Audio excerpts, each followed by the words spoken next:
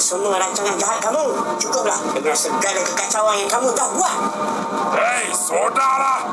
Tak payah nak ceramah-ceramah. Suka hati akulah nak jadi jahat. Lagi best tau. Masih belum terlambat untuk kembali ke jalan yang benar. Segarlah Mojo. Geng, kenapa Zeno macam kena rapat je dengan Mojo ni?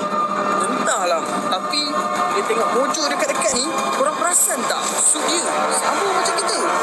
Sekarang dah sampai giliran aku. Robosita, bekalkan formasi. Hati-hati semua. Baik, Zeno.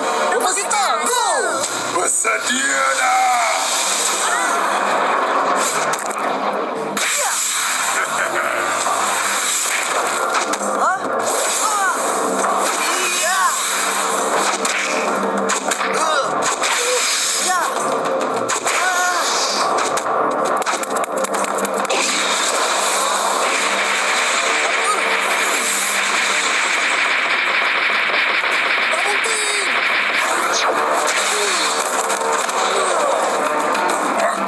Rasakan ni. Ayah.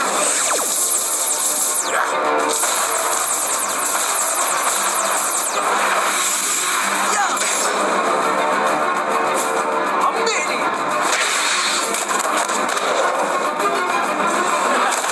Baru yau.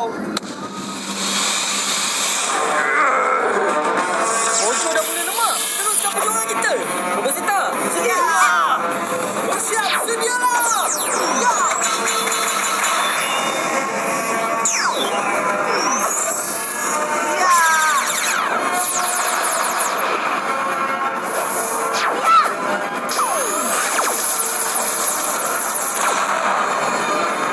Siaplah kau.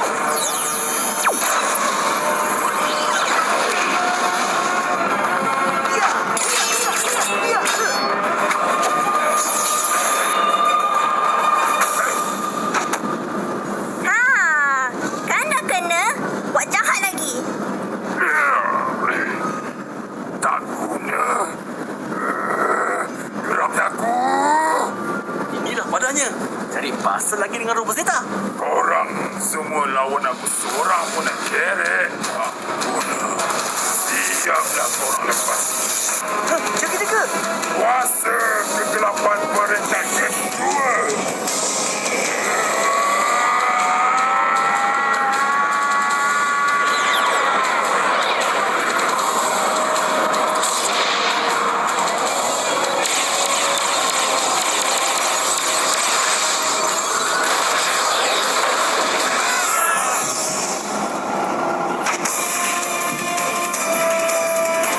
Alamak, si Mojo berubah dah. Macam lagi kuat dari tadi ni. Sekarang korang akan rasa kekuatan sebenar. Robosita, cepat. Kita buat tembakan bersepan. Bersedia semua Robosita. Set api.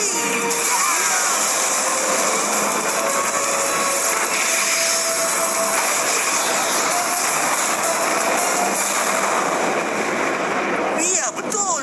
Zeta Beam tak dapat cederakan dia. Macam air je aku tepis. Zeta Beam dah sangat. Wih. Woi, ini dah kuat sangat ni. Macam mana nak buat ni, Riko? Riko. Ha?